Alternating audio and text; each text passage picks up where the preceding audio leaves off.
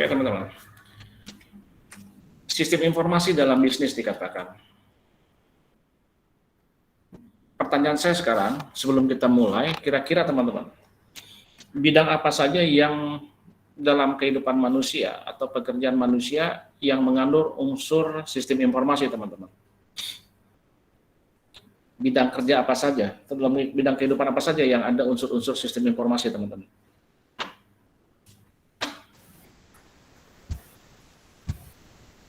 Manajemen, Pak.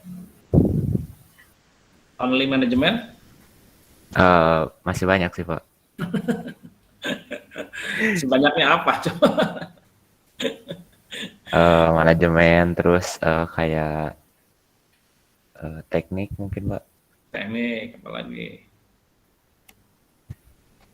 Kita samakan dulu teman-teman asumsi kita. Sistem informasi ini terlibat dalam hal apa saja sih?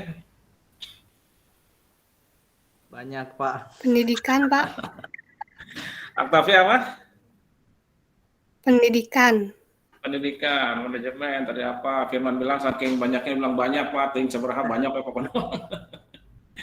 Ya, gitu teman-teman. Ya, kalau dikatakan seberapa besar pengaruh sistem informasi atau seberapa banyak sistem informasi terlibat dalam pekerjaan atau kehidupan manusia, saya katakan, bentar.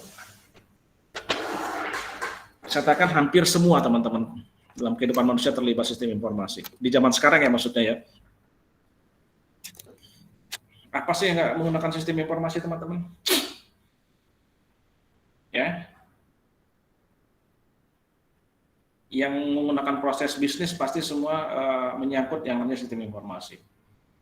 Kendaraan bermotor saja, ya baik motor atau mobil, sekarang tidak lagi turun mekanik untuk memeriksa itu. Cukup dia colokkan ke dalam komputernya teman-teman ya, ada di mobil-mobil atau motor sekarang juga yang setahu saya, colok saja ke mesinnya, ada suatu perangkat chip di situ, maka akan terdetek kerusakannya di mana sih gitu ya, apa yang harus diganti spare partnya. Motor juga yang setahu saya juga motor ada motor pabrik. Saya nggak usah sebutkan mereknya teman-teman ya, nanti sangkanya saya jadi apa endorse ya. Nah, nggak perlu teman-teman, pada saat dia ada sesuatu dibilang servis, dia bukan melakukan servis teman-teman, dia hanya mereset chipnya saja. Ya, jadi nggak perlu lagi campur tangan. Bagaimana orang semua dalam kehidupan, aspek kehidupan manusia, sistem informasi itu pasti terlibat teman-teman. Saya katakan hampir semua, ya. Apalagi di zaman teknologi seperti ini, zaman era teknologi, di mana sistem informasi saya katakan hampir semua kehidupan manusia akan terlibat sistem informasi. Maka dikatakan apa di sini? Sistem informasi dalam bisnis, sudah pasti bisnis itu memerlukan sistem informasi, teman-teman. Sekarang kita tanya, apa sih benefitnya gitu ya? Apa sih kepentingan sistem informasi ini dalam sistem informasi? Ya, bagi sebuah bisnis. Oke, kita check it out katanya ya. Check it out. Pengantarnya adalah gini teman-teman, sudah terjadi pergeseran era dalam bisnis, di mana arus informasi memegang peranan sangat vital dibandingkan arus barang, teman-teman. Ya, dalam era bisnis gini, informasi menjadi sesuatu yang vital, teman-teman. Bukan lagi barang atau produk, tapi informasi. Orang akan berburu informasi, ya. Produsen akan berburu informasi, konsumen akan berburu informasi.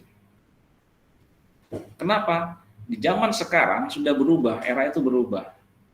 Dulu mungkin segala sesuatu diukur dengan barang atau produk. Tapi sekarang tidak, teman-teman. Bagaimana sistem informasi itu atau hasil dari buah sistem informasi yang disebut dengan informasi itu sendiri, itu menjadi sesuatu yang vital, yang sangat utama. Ya, aspek apapun aspeknya akan menjadi sebuah sesuatu yang vital, informasi ini. Orang akan berani bayar mahal dengan sebuah informasi, teman-teman. Informasi dijual, ya, atau informasi dijadikan ladang untuk bisnis. Banyak terjadi seperti itu, teman-teman. Kalau dikatakan sehebat dan sebesar apapun seorang pebisnis memonopoli arus barang, hal tersebut tidak berarti jika dia tidak memiliki informasi yang akurat, teman-teman. Seorang pebisnis, dia tidak mungkin Ya, saya katakan tidak mungkin bisa jadi besar, tidak bisa mungkin jadi tangguh apabila dia tidak mempunyai informasi yang sangat akurat. Dia tidak mungkin tidak punya informasi tentang pesaingnya.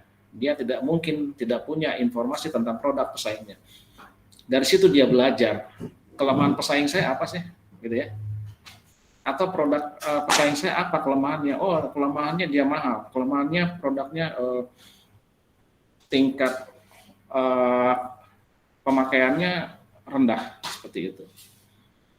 Bahan bakunya nggak baik. Informasi-informasi itu yang ditangkap teman-teman oleh seorang pebisnis besar. Maka yang pernah kita singgung lagi adalah menjadi sebuah keunggulan kompetitif, teman-teman. Apakah keunggulan kompetitif bisa langsung muncul? Nggak bisa. Keunggulan kompetitif itu diambil dari informasi-informasi dari pesaing. Maka itu membuat menjadi pembeda antara produk dia dengan produk pesaing, teman-teman. Ini udah sering kita bahas ya. Lalu dikatakan lagi, sistem informasi menjadi satu aset perusahaan bisnis modern yang sangat berharga, yang memiliki tingkat respon tinggi terhadap fokus para penggunanya. Penggunanya siapa, teman-teman? Bisa konsumen, bisa vendor, gitu ya. Ya kan, sistem informasi menjadi suatu aset bagi suatu perusahaan. Ya, bagaimana dia nanti bisa mengetahui ini, apakah saya sering menggunakan online shop, apakah saya sering belanja di Shopee, Lazada, saya sebut saja merek sebuah itunya ya, marketplace-nya. Saya akan bisa dipantau, dianalisa data saya, teman-teman. Maka ini Arnold ini seorang yang sangat konsumeris ya, teman-teman ya. Sangat sering gemar belanja gitu. Nah, akan dibaca seperti itu. Maka itu menjadi sebuah informasi yang harus dimiliki ya, dan itu menjadi sebuah aset perusahaan. Lalu sistem informasi yang baik dapat meningkatkan produktivitas, teman-teman. Ya, nanti kita lebih lanjut kita akan bahas di slide berikutnya. Lalu dikatakan lagi sistem informasi harus menghilangkan kegiatan yang tidak memiliki manfaat, teman-teman. Sistem informasi ini bisa memangkas, katanya bisa memangkas sesuatu hal yang tidak bisa. Mengapa ada proses bisnis, teman-teman? Proses bisnis itu adalah bagian dari sistem informasi, di mana dalam proses bisnis itu terjadi alur-alur proses di mana orang bekerja pada prosesnya masing-masing. Akan terlihat, ini kayaknya proses di proses C ini orang nggak usah di sini banyak-banyak, atau proses C ini bisa digabung antara proses A dengan proses B. Itu bisa terjadi, teman-teman. Ya, bisa terlihat dalam proses bisnisnya. Sistem informasi akan melihat itu dan akan memangkas atau menghilangkan sesuatu yang tidak efektif dan tidak efisien. Sangat luar biasa ya, teman-teman, sistem informasi itu. Lalu meningkatkan layanan dan kepuasan konsumen, sudah pasti, teman-teman.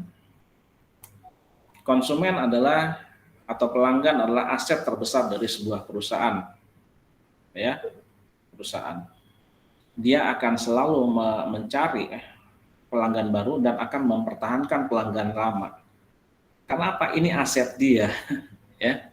Apapun dia akan lakukan terhadap kepuasan pelanggannya, apapun dia akan lakukan agar pelanggan itu balik lagi.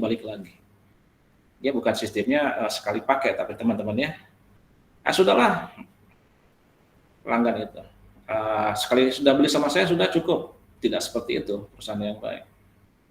Dan saya pernah katakan bahwa bagaimana orang-orang yang di tempat wisata itu tidak berhasil di dalam usahanya. Karena mereka menganggap bahwa wisatawan, baik itu domestik ataupun internasional, hanya dianggap pelanggan atau konsumen sekali aja, teman-teman. Makanya pada saat dia menghajar harga yang tinggi, keun wae lah, cenah gitu. Nggak mau kadiri, punya pola prinsip seperti itu. Sedangkan sebenarnya kalau dia mau menggunakan prinsip bisnis, maka ya sudah, saya akan berpikir bahwa ini pelanggan akan balik lagi nih, pasti balik deui gitu dah, ya. Nah itu yang menjadi salah, teman-teman, di tempat-tempat wisata gitu ya. Harga kopi hitam misalnya jadi 10.000, kalau di warung-warung cuma 3.000, itu kan mengambil keuntungan sesaat, dia tidak memikirkan jangka panjangnya. Oke, next kita akan masuk peran penting sistem informasi, teman-teman. Ya, yang pertama dikatakan peran sistem informasi itu apa? mendukung proses operasi bisnis, ya. Nah, katanya apa? Mendukung proses operasi bisnis. Operasi bisnis itu apa sih teman-teman ya? Ya berarti yang akan berhubungan dengan mulai dari fungsi manajemen itu sendiri teman-teman. Perencanaan, pengorganisasian gitu ya, pelaksanaannya dan sampai pengendalian. Dia akan mendukung proses itu. Bagaimana dengan perencanaan? Dia akan melakukan perencanaan dengan menggunakan apa? Informasi-informasi sebelumnya teman-teman. Nah makanya dikatakan bahwa sistem informasi itu sangat penting, sangat vital. Pada saat saya melakukan perencanaan teman-teman ya, maka saya harus membaca dulu data-data saya sebelumnya. Nggak bisa dong asal rencana doang, tapi saya nggak punya data untuk membuat rencana itu semakin kuat. Gitu ya. Lalu pada saat saya melakukan actuating, yang melakukan pelaksanaannya itu, dan saya akan dibantu juga dengan mungkin teknologi informasinya. Seperti itu teman-teman belajar ya. Bagaimana sistem informasi itu mempunyai peran penting. The second one is katanya mendukung pengambilan keputusan dalam bisnis. Siapa yang mengambil keputusan ini? Bisa pegawai atau manajer teman-teman. Kalau kalian lihat banyak sekarang aplikasi-aplikasi sistem komputer teman-teman yang merupakan adalah support decision system teman. Bagaimana aplikasi ini dibuat untuk pengambilan keputusan. Ya, luar biasa ya, kita memberikan sesuatu yang sangat berharga untuk si mesin itu atau aplikasi itu mengambil sebuah keputusan. Ngeri banget kan ya, kalau pikir-pikir. Kalau gitu ngapain kita dong ada di situ ya? Serahkan saja sama robot atau serahkan saja sama program, selesai. Kita nggak punya kerjaan lagi, oke kita resign atau kita terminate, ya kan? Banyak sekali teman-teman. Ya, aplikasi-aplikasi yang mengambil sebuah keputusan. Sangat sederhana teman-teman. Ya, bagaimana sebuah sistem informasi atau aplikasi atau program itu mengambil keputusan. Hal yang paling kecil teman-teman. Kalau kalian pernah masuk ke tempat parkir, ya, tempat parkir nih. Ini mah kita tidak berbicara ke pegawai atau manajer ya teman-teman ya. Kita berbicara dulu bagaimana sebuah alat yang dikendalai oleh aplikasi pengambil keputusan. Kalau kalian masuk ke tempat parkir, teman-teman, apakah si gerbang parkir itu, palang parkir itu akan terbuka sebelum kita mengambil tiket, teman-teman? Tidak pernah, teman-teman. Betul. Si palang pintu parkir itu akan mengambil keputusan, saya akan mengangkat palang pintu ini apabila apa? Programnya mengatakan, jika si kertas sudah terambil.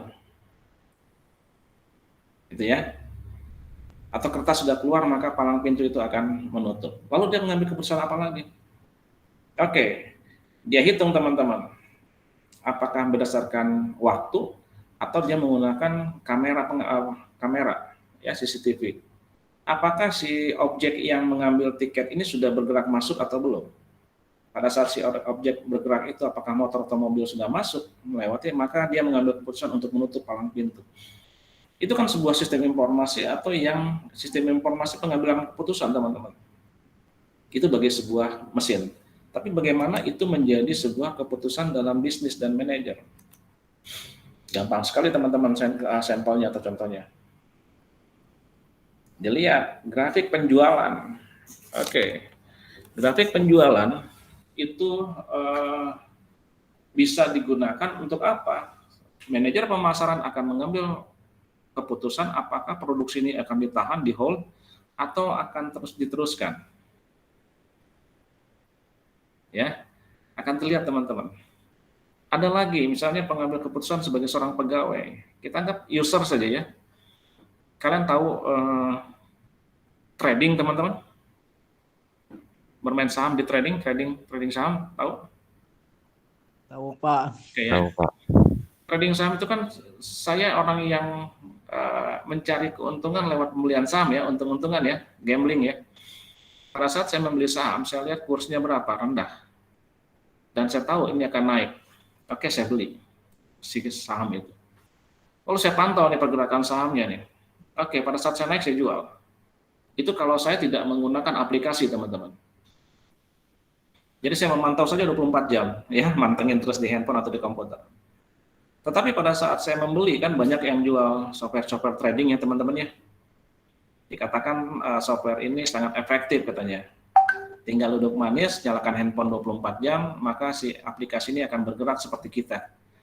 Pada saat si si nilai saham itu naik, dia akan langsung menjual secara otomatis. Dia mengambil keputusan sendiri tanpa harus si yang punya handphone itu memerintahkan untuk menjual. Itu kan sesuatu yang luar biasa, teman-teman.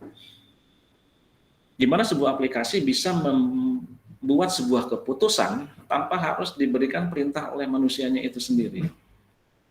Keren banget ya. Aduh. Misalnya Putra nih, buat di handphonenya ya. Di handphonenya ada aplikasi untuk menikah misalnya ya Putra ya. Ternyata aplikasi ini pinter gitu. Aplikasi ini sudah mendetek, misalnya Putra sudah punya pacar, sudah cukup, maka si aplikasi langsung bilang seperti ini. Ada warning, ada alert ya, ada notifikasi. Putra menikah minggu depan, tanggal sekian, jam sekian. Aplikasi itu bilang gitu. Dia mengambil keputusan sendiri. Ya, para putra belum tentu mau menikah pada saat itu. Ini misal ya, Putra ya. Gitu. Nah, itu kan sesuatu yang sangat luar biasa ya. Bagaimana si aplikasi atau sistem informasi itu bisa berbuat lebih dibanding manusia. Makanya ada yang disebut dengan AI, Artificial Intelligence, kecerdasan buatan. Bagaimana di dalam program itu Artificial Intelligence adalah mengadopsi pikiran-pikiran manusia yang dimasukkan ke dalam sebuah aplikasi, teman-teman. Oke, ya, mendukung berbagai strategi untuk keunggulan kompetitif. Ini sudah sering kita singgung bagaimana keunggulan kompetitif itu didukung oleh yang namanya sistem informasi ya teman-teman ya. Oke, next. Contoh peran utama sistem informasi dalam toko retail teman-teman ya, swalayan ya. Di swalayan itu apa sih yang terjadi sistem informasinya? Yang pertama dikatakan gini, sistem informasi digunakan untuk membantu mencatat pembelian, menelusuri persediaan, membayar pegawai, membeli barang dagangan baru, dan seterusnya. Nah, di dalam toko swalayan, teman-teman, dia punya aplikasi. Bagaimana pada saat dia mencatat, ada pelanggan datang nih ya, pelanggan datang. Kan dia masuk cash register. Nah, oke. Ada dua hal yang mungkin terjadi, apakah si kayaknya pelanggan nggak akan mungkin tercatat, teman-teman. Tapi apa yang dibeli oleh pelanggan pasti akan tercatat, dan akan menjadi sebuah report, laporan. Nah, itu terjadi pencatatan pembelian. Lalu dia menelusuri persediaan. Maka si aplikasi itu akan bilang gini, oke, bagian gudang, stok barang coklat tinggal 2 lagi, gitu ya, karena sering dibeli. Stok coklat dikatakan stok coklat tinggal 2, rinso tinggal 4 lagi, dan seterusnya. Dia akan masuk, mencatat semua transaksi pembelian, akhirnya menjadi laporan ke bagian gudang nih, ya, bagian inventory. Ada yang harus dibeli, barangnya udah kurang nih, gitu ya. Ini yang peran utamanya. Lalu membayar pegawai, teman-teman. Oke, misalnya pegawai gajinya sekian. Karena dia lembur, dia masukin absennya lembur. Maka si komputer atau aplikasi itu akan menghitung, oh dia lewat nih 2 jam dari waktu kerjanya, maka dihitung masuk lembur. Maka pada saat terima gaji, di struk gajinya akan muncul, oh ada jam lemburnya, upah lembur, dan seterusnya. Siapa yang mencatat itu? Bukan manusia, teman-teman, tapi aplikasi. Ya, membantu manajer mengambil keputusan barang dagangan yang perlu ditambah atau dihentikan. Terlihat teman-teman, ya. Tadi yang saya katakan, barang habis nih, maka manajer gudang akan bilang ke pembelian, oke, barang A, B, C habis, tolong siapkan. Lalu dilihat lagi dari grafik penjualan, misalnya si barang X itu nggak pernah tersentuh sama sekali, tidak terjual sama sekali. Kalaupun terjual cuma 1 piece dalam 1 bulan misalnya. Manajer bilang gini, oke, kita stop dulu nih, barang X itu. Barang X ini kenapa? Nggak produktif. Modal kita habis hanya di sini. Oke, bulan depan kita hilangkan saja barang ini. Artinya pada saat barang itu habis nggak usah dibeli lagi gitu. Itu ya, itu mengambil keputusannya seperti itu. Lalu yang terakhir katanya contoh perannya dalam toko retail itu membuat mekanisme belanja online, teman-teman. Belanja online. Sekarang teman-teman ya, saya sebutkan saja merek teman-teman, saya bukan endorse lagi. Indomart dan Alfamart teman-teman. Yang nggak tahu saingannya hebat-hebatan ya teman-teman ya. Jargonnya di mana ada Indomaret, di situ ada Alfamart. Nah, Indomaret sama Alfamart sudah lagi tidak melihat kondisi seperti ini, teman-teman. Maka mereka melakukan apa? Jemput bola. Bagi para konsumen tidak perlu datang ke toko kami, cukup WA saja kami akan antar. Luar biasa ya. Semua pelanggan atau konsumen itu dimanjakan. Sudah menggunakan apa? Sudah menggunakan sistem informasi, layanan misalnya via WhatsApp, ya. Gampang sekali, dengan WhatsApp saja dia sudah memberikan sebuah kontribusi yang jelas terhadap yang namanya penjualan online, teman-teman. Itu ya. Itu contoh peran utama SI dalam toko retail. Oke. Kalau langsung boleh bertanya atau nanti dikumpulkan semua, teman-teman. Bagaimana peran utama sistem informasi dalam bisnis? Dikatakan yang pertama, teman-teman, mendukung proses dan operasi bisnis. Ya, sekali lagi, mendukung proses dan operasi bisnis. Boleh dikatakan ya mendukung proses bisnis dan operasi bisnis. Contohnya apa? Kebanyakan toko retail menggunakan sistem informasi berbasis komputer, teman-teman. Untuk membantu mereka mencatat pembelian, ya, menelusuri yang tadi ya, sebenarnya tadi ya. Lalu yang kedua, operasi toko akan berhenti bila tidak ada dukungan dari sistem informasi ini, teman-teman. Toko itu bisa saja tetap hidup, ya, tetap ada, tetap buka, tapi nggak berkembang, tidak maju. Akibatnya, dikatakan sini, teman-teman, operasi toko ini akan berhenti. Ya, apakah berhenti dalam arti tidak berjualan lagi, atau berhenti itu tidak berkembang sama sekali, teman-teman, ya gitu-gitu kayaknya. Ya, hidup segan mati nggak mau, teman-teman. Kenapa? Sistem informasi dihilangkan dari bagiannya. Peran sistem informasi dicabut. Wah, susah, teman-teman. Seperti itu. Oke, kita lanjut lagi. Yang kedua, contoh peran utama SI dalam bisnis apa? Mendukung pengambilan keputusan para pegawai dan manajernya. Yang tadi ya, ini itu ya. Contohnya gini, teman-teman. Keputusan mengenai lini barang dengan dagangan apa yang perlu ditambah dan dihentikan, atau mengenai jenis investasi apa yang dibutuhkan. Nah, ini akan muncul, ya sekali lagi, mengenai lini barang ini, lalu dengan jenis investasi, munculnya kenapa? Karena ada analisa dari sistem informasi yang berbasis komputer. Ya, saya pernah katakan sama kalian, teman-teman. Pada saat saya searching hotel ada di Pangandaran ya, hotel murah di Pangandaran. Saya pernah searching gitu ya. Nah, data saya ini akan diambil oleh Google, teman-teman. Dianalisa. Apakah yang namanya Arnold ini, dia selalu mencari data hotel? Diambil dulu, ditampung dulu.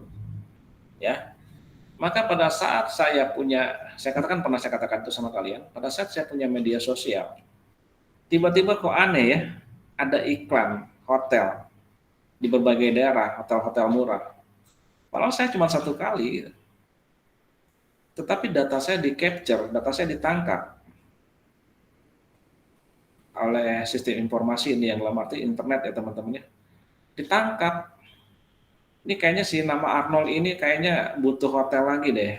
Kasih brosur-brosurnya, seperti itu, teman-teman. Jadi dianalisa data saya, dianalisa sistem saya seperti apa. Hebat banget, teman-teman. Ya, makanya ini yang kalau kalian sudah pernah belajar di sistem informasi, ada mata kuliah data mining, teman-teman ya, atau big data, maka ini yang dijadikan data acuannya, teman-teman, big data ini, atau data mining, atau bahasa Indonesia adalah tambang data. Bagaimana informasi-informasi yang sebelumnya bisa 15 tahun sebelumnya, 10 tahun sebelumnya itu menjadikan sebuah data yang akan dianalisa untuk periode tahun berikutnya, teman-teman. Itu yang disebut dengan data mining atau big data.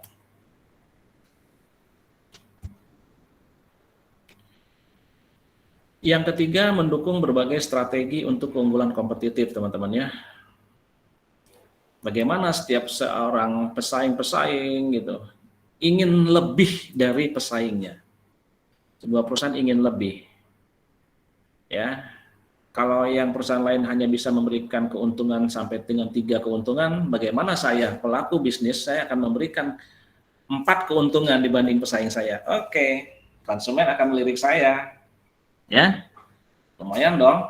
Saya dikasih 4 keuntungan dibanding 3, saya akan mencari yang 4. Konsumen kan akan seperti itu ya teman-teman ya. Apalagi kalau nyamannya misalnya 11, 22, 33, 44. Penjualan kita ada ya 11. Wah, lihat teman-teman, grafiknya penjualan itu sangat naik teman-teman. Ya sampai si perusahaan itu, si jasa kurir pengiriman itu sampai kelelahan, overload kerjanya. Kenapa? Toh yang ditawarkan sama, toh penjualnya sama. Tetapi kenapa pada angka keramat itu 11, 22, 11, 12, 12. Ada sesuatu yang dijanjikan kepada konsumen teman-teman. Oke, pada saat 12 belanja habis-habisan, kenapa? Free ongkir. Orang dengan mendengar kata free ongkir saja atau diskon gini sudah luar biasa teman-teman. Yang nggak perlu dibeli pun jadi dibeli. Ya, itu yang makanya dicari sebuah yang disebut dengan keunggulan kompetitif. Contohnya adalah gini, bagaimana saya katakan lagi, bagaimana seorang pelaku bisnis itu akan memanjakan konsumennya. Contoh hal yang paling gampang, ketika manajemen toko teman-teman membuat keputusan untuk memasang kios dengan layar sentuh yang langsung terhubung ke situs e-commerce ya, mereka untuk belanja online. Sudah banyak tuh teman-teman. Ya, saya waktu terakhir kali teman-teman ke bandara itu ya, ke bandara saya mau naik pesawat gitu, ya kalau ke bandara mau naik pesawat ya, nggak akan mungkin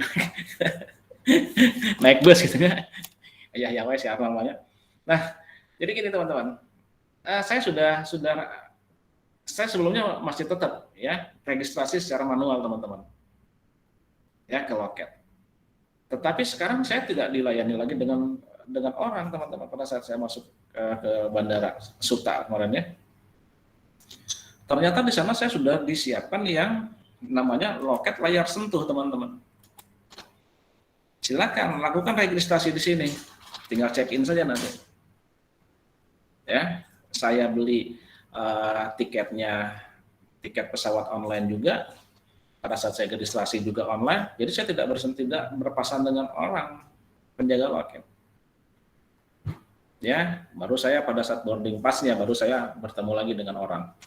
Nah itu teman-teman, dimanjakan dengan apa? Kios layar sentuh.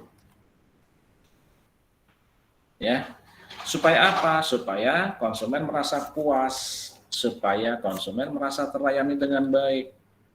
Pada saat kalian keluar Indomaret atau Alfamart, di depan kasir, di cash registernya biasanya ada aplikasi kecil. Anda puas dengan pelayanan kami? Puas atau tidak? Iya atau tidak? Kalian kadang-kadang bisa klik puas atau tidak puas. Tapi kita jarang ya pakai itu ya. Sebodoh teuing lah gitu. Nah, tapi kalau kalian ingin mencoba itu, apakah itu menjadi sebuah kepuasan? Coba kita semua ya, kita janjian gitu ya.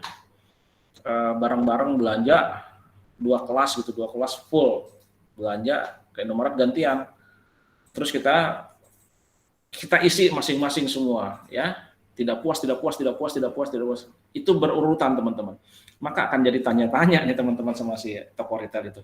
Nah ini mah semua yang ini nggak puas semua, langsung dianalisa, panggil semua itu kasirnya, penjaga toko, kenapa tidak puas? Kalian amak-amak atau jam berdua muka teh gitunya, bawa doa muka. Dimarahin pasti teman-teman, di briefing. Kenapa ini tidak puas? Banyak sekali. Kenapa? Yang mereka cari adalah kepuasan pelanggan. Pada saat pelanggan itu puas, biasanya balik lagi teman-teman.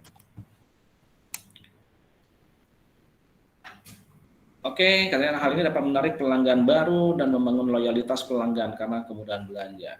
Dikatakan lagi, saya tidak puas. Saya pelaku bisnis, saya tidak akan puas apabila saya hanya mempunyai pelanggan tetap saja. Tetapi saya akan puas pada saat saya pelanggan tetap itu tetap loyal kepada saya dan saya mendapat konsumen baru. Itu baru. Tingkat kepuasan daripada pebisnis itu akan naik teman-teman. Ya, bukan hanya pelanggan tetap yang loyal, tapi bagaimana dia mendapatkan pelanggan baru. Itu yang dinamakan berhasil teman-teman di dalam proses pemasaran.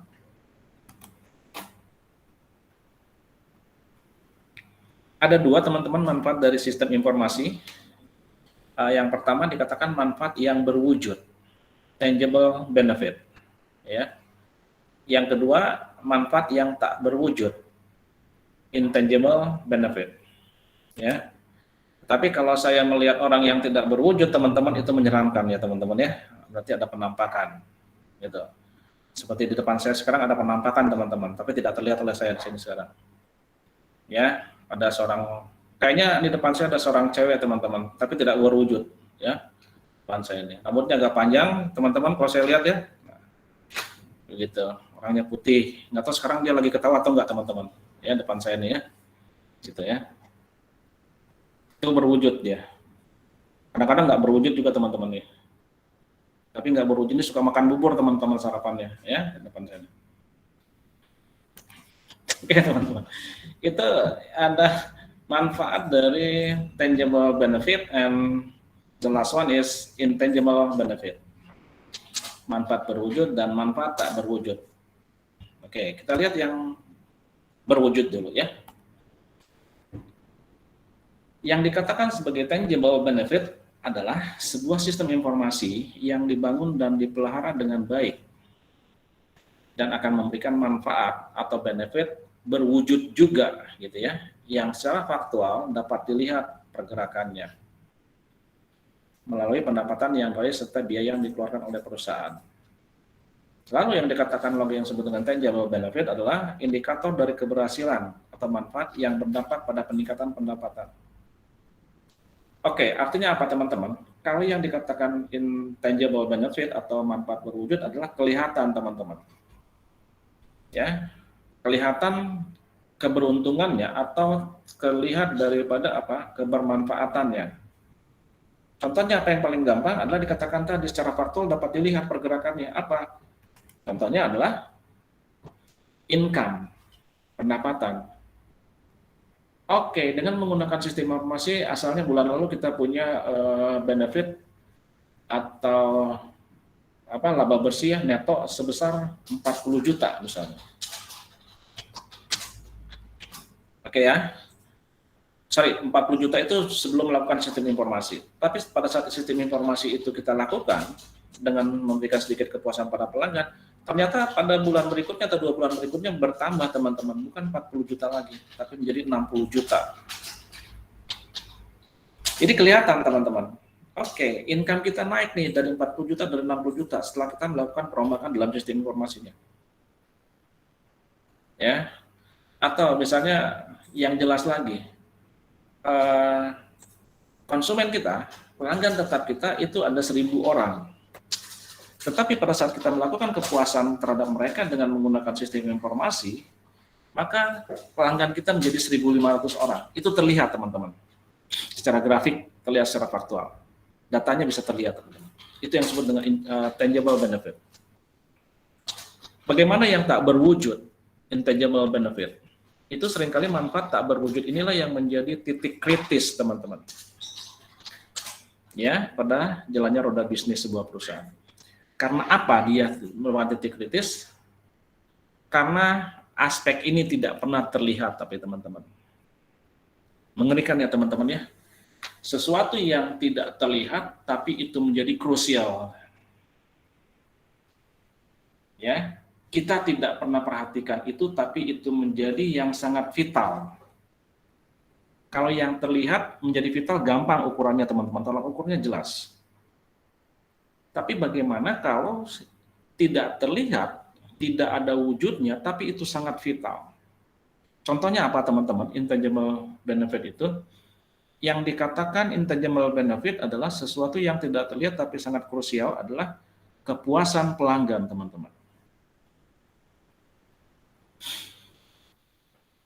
Kepuasan pelanggan ini dimaksud dengan intangible benefit. Tidak terlihat tapi sangat fatal. Kok bisa ya Pak ya? Kepuasan pelanggan tapi dia betul tidak terlihat tapi sangat fatal akibatnya. Ada yang bisa diskusi dengan saya di situ? Kenapa? Intangible benefit ini sangat krusial atau sangat vital teman-teman. Dia tidak terlihat. Siapa yang bisa kasih satu alasannya? Maaf ya, saya minum dulu sebentar. Ada yang bisa jawab?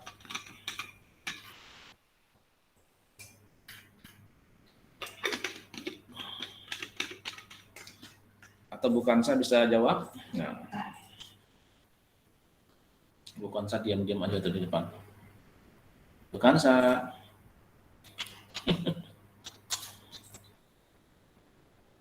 Ada yang bisa jawab teman-teman? Kenapa intangible benefit itu sangat vital?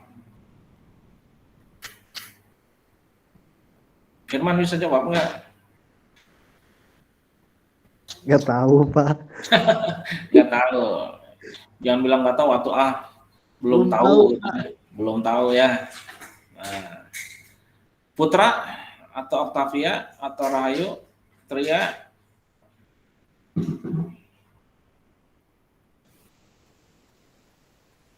Come on. Beri saya satu jawaban. Maka dunia ini akan saya genggam. Wah, itu bahasa puisi sekali ya. Apa Putra tahu nggak? Kenapa? Sangat vital artinya nih. Belum tahu, Pak. Oh, belum tahu. Octavia, where are you, Octavia? Iya, Pak. Tahu kira-kira Octavia kira-kira Ini kira-kira ya, Pak. Oh. Kalau misalkan tadi dari contohnya tentang kepuasan pelanggan, kita nggak pernah tahu kan Pak apa yang akan dikatakan pelanggan setelah belanja atau setelah membeli produk kita. Entah dia akan berbicara seperti apa ke pelanggan yang lain yang membuat pelanggan lain mengurungkan niatnya untuk membeli produk kita gitu Pak. Luar biasa Octavia, ya sangat jelas sekali dan sangat bagus sekali jawaban kamu Octavia, ya. Betul sekali ya teman-teman ya, seperti itu. Intangible benefit adalah sesuatu yang tidak terlihat teman-teman, tetapi dikatakan sangat vital. Yang dikatakan Octavia tadi sangat benar sekali, bahwa berbahaya teman-teman, kepuasan pelanggan ini tidak terlihat. Tetapi pada saat dia kembali dari toko itu dengan kekecewaan yang penuh teman-teman, maka dia langsung menyebarkan informasi kepada siapapun yang dia kenal. Atau dia punya rasa kecewa, rasa tidak senang terhadap sebuah pelayanan dalam toko itu, dia akan bilang, sebel banget tau nggak, gua tadi belanja ke situ, meni judes si pelayannya teh. Ini gak ada ramah-ramahnya, nges mahal, judes deh, amit-amit dah. Tongkadinya lah katanya. Perasaan kita tuh langsung kita lempar teman-teman sama teman-teman kita curhat, gitu ya. Bahayanya apalagi apabila kalau kita misalnya mendengar itu dan langsung termakan, ya. Promosi yang paling baik teman-teman bukan bagaimana brosur itu disebar berapa ribu lembar. Tapi promosi yang baik adalah bagaimana promosi itu tersebar dari mulut ke mulut sebenarnya teman-teman. Kita nggak perlu mengeluarkan brosur, ya pamflet ribuan lembar. Cukup saja kita melakukan perbaikan pelayanan yang baik, maka itu menjadi sebuah promosi yang baik. Ya, saya pernah baca ya teman-teman ya, di makanan Padang, saya masuk ke sebuah tempat makan Padang. Dari luar saya masuk tidak terlihat teman-teman tulisan itu. Tetapi pada saat saya mau keluar, pada saat saya bayar, saya membaca tulisan besar, teman-teman. Ada yang tahu nggak tulisan itu apa? Pernah nemu nggak tulisan itu?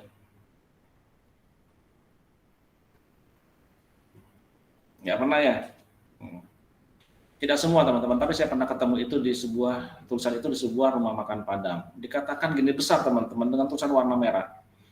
Jika Anda puas, beritahu teman. Jika Anda tidak puas, beritahu kami. Artinya apa, teman-teman? Kepuasan pelanggan itu, teman-teman ya, jangan sampai orang yang keluar dari rumah makan Padang itu meninggalkan kekecewaan, teman-teman, rasa tidak puas. Kalau dia pergi dengan atau meninggalkan tempat makan itu, ya, contohnya lah tadi rumah makan Padang tadi. Kalau saya sempat keluar dengan kekecewaan, dengan rasa tidak puas, dan ini saya lemparkan sama teman-teman saya, teman-teman, mati usaha ini, teman-teman. Ya, saya bilang ke saudara saya saja misalnya ya, ke keluarga saya bilang, jangan makan di rumah makan itulah, makannya nggak enak, semua pedas, semua rasanya kayak begini, nggak enak banget, dagingnya keras gini-gini. Maka saudara saya akan langsung percaya dengan saya, teman-teman. Maka secara logikanya si rumah makan Padang itu sudah saya promosikan dengan sesuatu yang jelek. Artinya lagi bahwa si restoran Padang itu akan kehilangan pelanggan berapa? Saya dan saudara-saudara saya. Dan saudara-saudara saya juga akan bilang lagi ke teman-temannya, jangan pernah belanja ke situ. Berapa banyak pelanggan yang kabur, teman-teman. Ya, kepuasan pelanggan itu tidak bisa kita lihat, teman-teman. Tidak berwujud. Tapi dia akan berwujud pada suatu tindakan terhadap suatu informasi yang diberikan mungkin salah terhadap orang lain atau terhadap teman-teman. Maka itu menjadi sebuah promosi yang buruk. Nah, ini yang sangat vital, teman-teman. Kalau barang kita kurang, kita menjual ternyata pas mau dibeli, aduh maaf ya Mbak, Mas, barangnya habis. Itu dengan sewaktu-waktu dengan cara yang cepat bisa kita pulihkan. Apa? Tambah stok barangnya.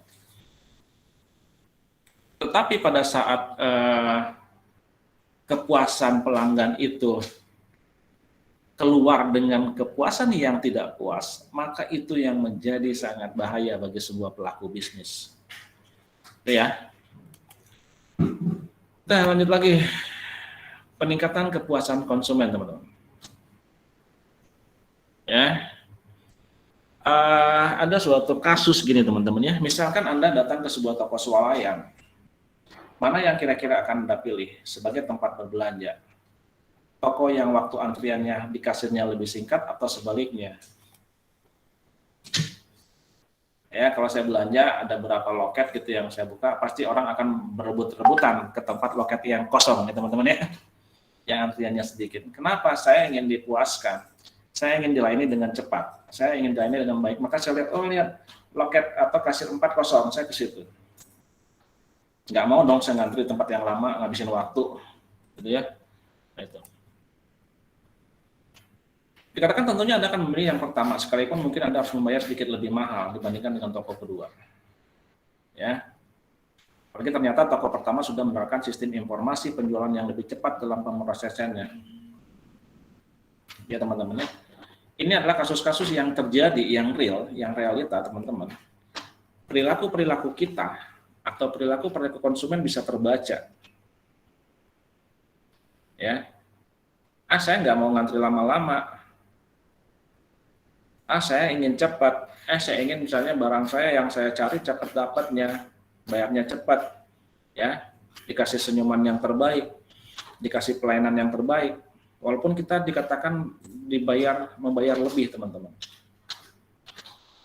Saya katakan juga, pernah saya katakan bahwa kalian berani membayar lebih, membeli bahan baku sayur, bahan baku untuk masak di dapur ya teman-teman ya, sayur, bawang-bawangan gitu. Berani membayar lebih di toko minimarket atau supermarket dibanding ke toko tradisional, pasar tradisional. Dari pasar tradisional dibilang harganya berapa? 10.000 ditawar.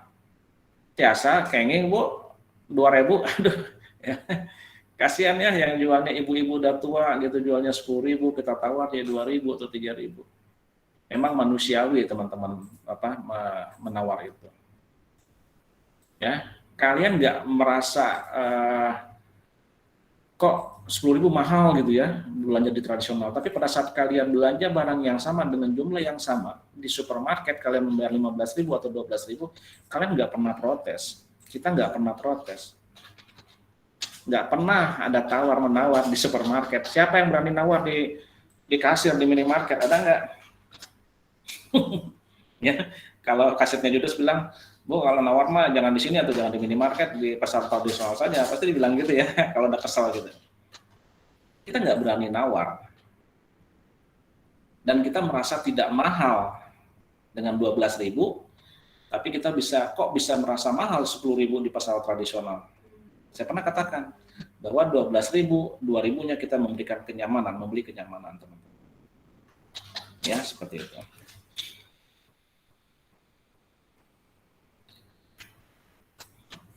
Nah, lagi nih teman-teman, seringkali muncul dari pihak karyawan yang merasa haknya tidak terpenuhi, seperti misalkan insentif teman-teman lemburnya.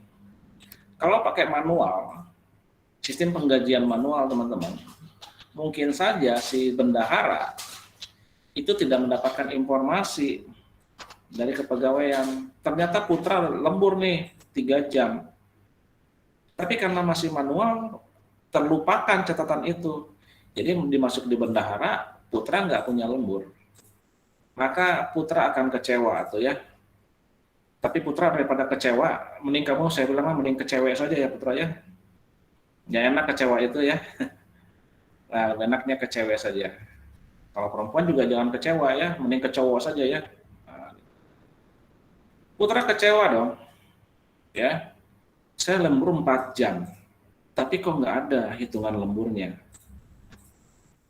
Bendahara langsung protes, bendahara, Pak gimana Bu, gimana nih kok saya nggak ada lemburnya, nggak ada honor lemburnya, padahal saya lembur. Langsung bendahara buka-buka dong bukunya ya.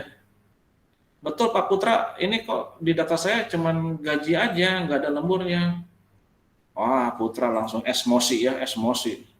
Saya lembur tahu sampai jam 12, sampai jam 1 malam nggak tidur. Tanya bendahara kenapa nggak tidur? Banyak nyamuk. Nggak tidur saya katanya gitu, tapi nggak dihargai, saya nggak tidur katanya gitu. Ternyata terjadi prosedur salah pencatatan teman-teman, bukan salah tapi lupa si bagian misalnya bagian SDM ini nggak memberikan kepada bendahara datanya ini. Kenapa nggak diberikan? Karena manual itu teman-teman. Tapi pada saat masuk sistem informasi di situ, maka tidak ada lagi kesalahan atau tidak ada lagi lupa nyatet teman-teman, karena sudah otomatis sudah langsung pada saat putra pulang absennya telat, oh oke, berarti dihitung lembur. Itu teman-teman ya. Jadi kekecewaan itu akan hilang dengan adanya sistem informasi. Oke ya, ini tadi yang poin 2 dan 3 ini adalah pembahasannya teman-teman. Oke, kita lanjut lagi. Kita masuk ke e-business, dalam bisnis ya. E-business itu apa sih?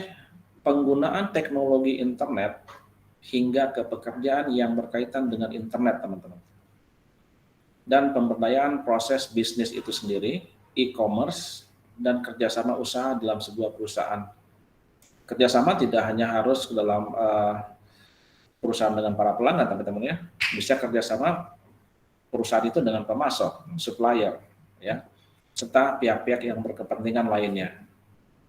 Ya, pihak yang berkepentingan siapa? Dengan pemerintahan juga boleh, pemerintahan setempat dan seterusnya. Itu e-business ya. Penggunaan teknologi internet hingga pekerjaan yang berkaitan dengan internet, teman-teman. Ya. Apa sih perannya dalam bisnis? Nah, dikatakan ada e-business itu merekayasa ulang proses bisnis internal, teman-teman. Bagaimana proses bisnis itu bisa masuk ke dalam e-business. Ya. Oke, proses bisnisnya seperti ini internalnya. Maka bagaimana membuat proses bisnis internal yang manual ini menjadi sebuah proses bisnis yang menggunakan elektronik bisnis, teman-teman. Lalu mengimplementasikan sistem e-commerce dengan para pelanggan dan pemasok. Ya. Bagaimana ini akhirnya membuat satu korelasi atau suatu relasi yang baik antara pelanggan dan pemasok. Meningkatkan kerjasama perusahaan antar anggota tim bisnis dan kelompok kerja. Ya, jadi bisa kerjasama dengan para perusahaan yang menjadi apa ya? Menjadi relasi bisnis kita. Gitu.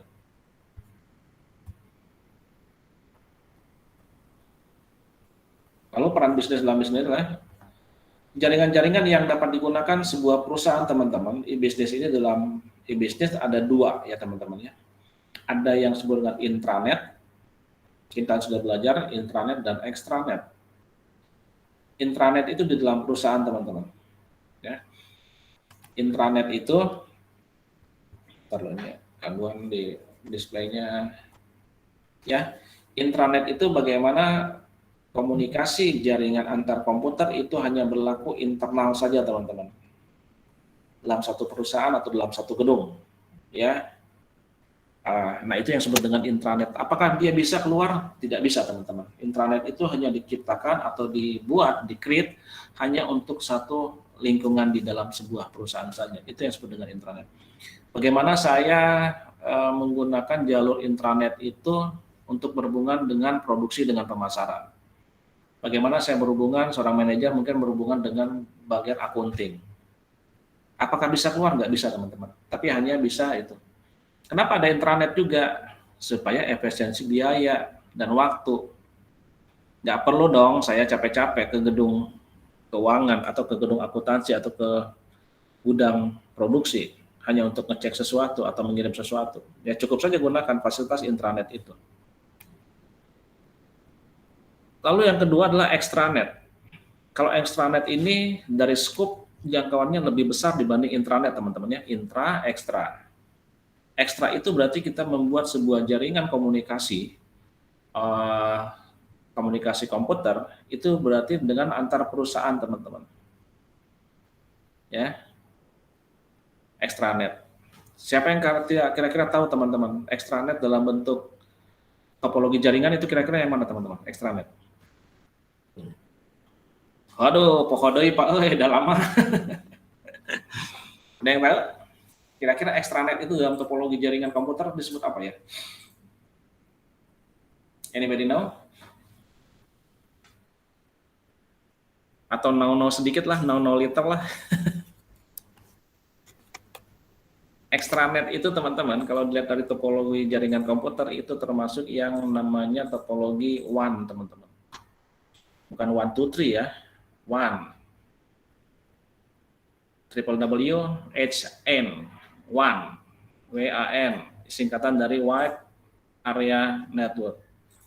WAN ini kan levelnya di atas LAN ya teman-teman ya, Local Area Network. Kalau kalian tahu kan ada LAN, Local Area Network, topologi itu ada WAN, Wide Area Network. Yang ketiga terakhir adalah WAN.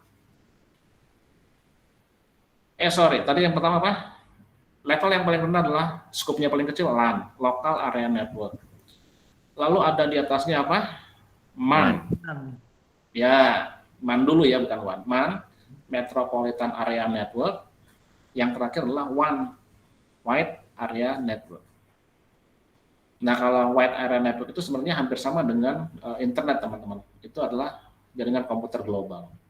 Nah, sebenarnya yang disebut dengan extranet ini adalah yang termasuk topologi yang kedua, teman-teman. Metropolitan.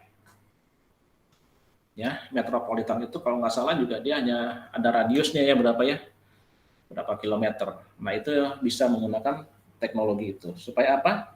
Supaya bisa bertukar informasi dengan cepat. Ya. Lalu yang terakhir adalah internet. Oke, internet ini sudah cakupannya adalah dunia atau global. Nah, kalau kita lihat perannya teman-teman dari boundary-nya atau batasannya, maka extranet itu teman-teman, ya kalau ini batasan perusahaan, maka internet itu sudah di luar batasan perusahaan teman-teman. Ya, internet itu sudah termasuk dengan konsumen dan pelanggan. Kenapa disebut dengan konsumen dan pelanggan? Karena konsumen dan pelanggan ini tidak terbatas oleh ruang, batas, dan waktu. Kita bisa saja punya pelanggan di luar negeri, kita punya konsumen di luar negeri, gitu ya. Tidak perlu ada batas ruang dan waktu, maka itu adalah hubungannya dengan internet.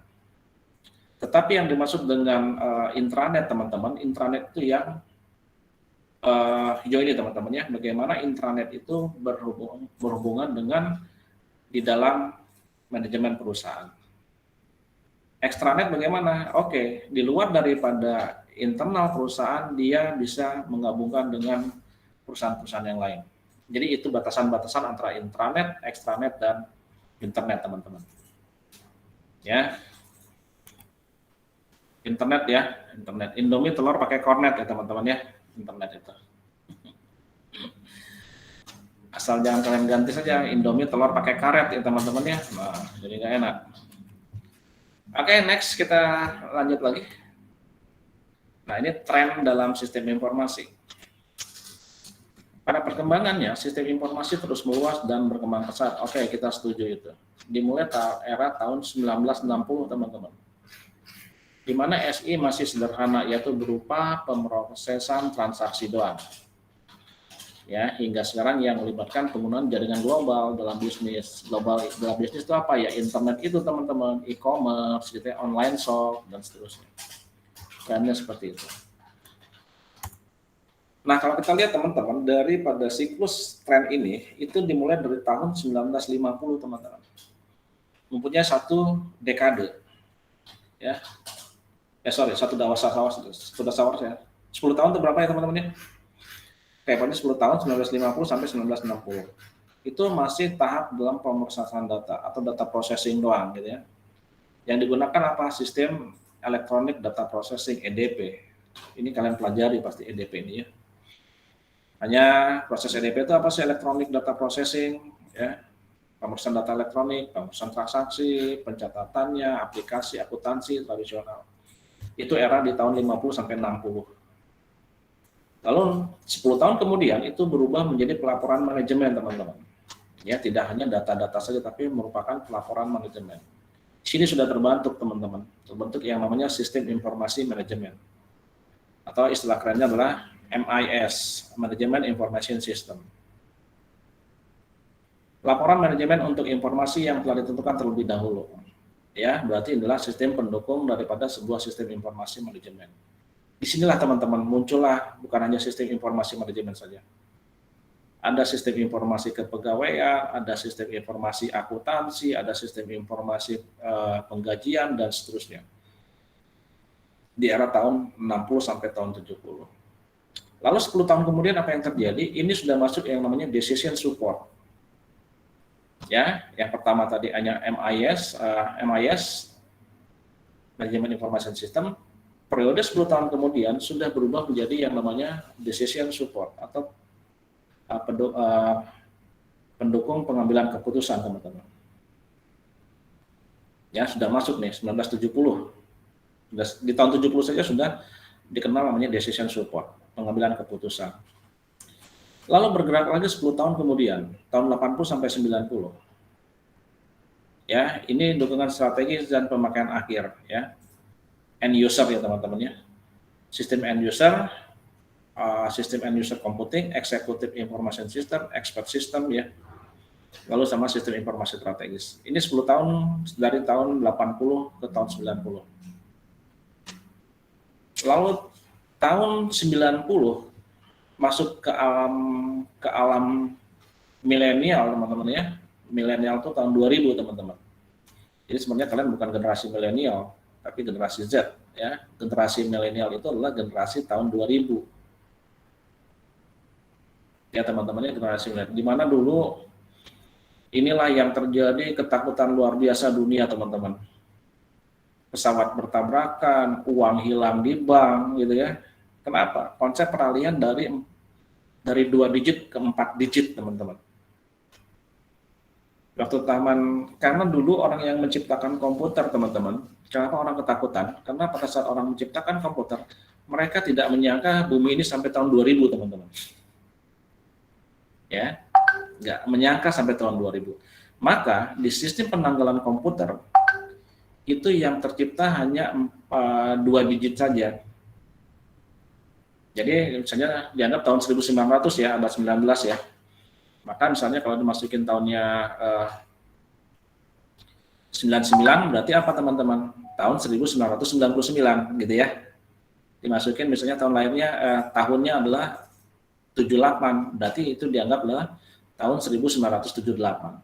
Nah, pada saat pergantian dari tahun 1999, dua digitnya adalah 99, maka komputer kan akan langsung kembali kepada 00 ya teman-teman ya, kalau tahun 2000 ya, kalau dua digit ya.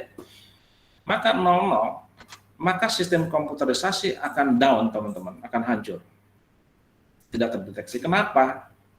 Karena pada saat dia masuk 01 Januari tahun 2000, maka yang dua digit 00 itu menjadi dianggap tahun 1900. Nah, itu teman-teman. Makanya takut sistem penerbangan navigasi itu takut. Kenapa? Wah, ini balik lagi tahun 1900 dong. Kalau uang saya aman nggak? Tahun 1900 lagi ke riset. Uang saya hilang semua dong di bank. Wah, serba ketakutan teman-teman. Akhirnya dimodifikasi lah pada tahun zaman milenial itu tahun 2000, maka dibuat sekarang menjadi 4 digit pada saat penyelesaian tahun. Supaya tidak terjadi ketakutan dan kekacauan pada saat pergantian tahun 99, tahun 1999 ke tahun 2000, teman-teman. Itu ya. Makanya dikatakan di sini tahun milenial tahun 2000. Tahun perak dulu sebutnya ya. Karena milenial itu berhubungan identik dengan warna perak, silver, teman-teman. Oke, kita lanjut lagi. Jenis sistem informasi, teman-teman. Ya, sistem informasi itu ada dua secara garis besarnya. Yang pertama sistem pendukung operasi. Yang kedua adalah sistem pendukung manajemen. Di mana sistem pendukung operasi ini adalah dukungan untuk operasi bisnis. Ada apa saja? Ada sistem pemrosesan transaksi, ada sistem pengendalian proses, dan yang terakhir sistem kerjasama perusahaan, teman-teman. Ini yang termasuk kategori daripada SISDUK operasi, sistem pendukung operasi. Lalu bagaimana dengan sistem informasi pendukung manajemen? Yang didukung dalam manajemen apa? Ada 3 juga. Yang tadi saya katakan di awal berapa? 89, 70, 80 ya, sistem informasi manajemen SIM atau MIS. Lalu ada decision support, sistem pendukung keputusan, dan sistem informasi eksekutif. Kalau dikatakan sistem pendukung manajemen untuk siapa? Untuk kebutuhan keputusan manajerial, teman-teman. Ya, tetapi pada saat sistem pendukung operasi itu untuk apa? Untuk yang mendukung proses operasi itu sendiri, teman-teman, atau produksi. Ini sistem informasi secara garis besarnya terdiri 2 ini, teman-teman. Oke. Ini yang slide terakhir yang biasanya paling kita senangi, teman-temannya. Yang bersih tulisan thank you gitu ya.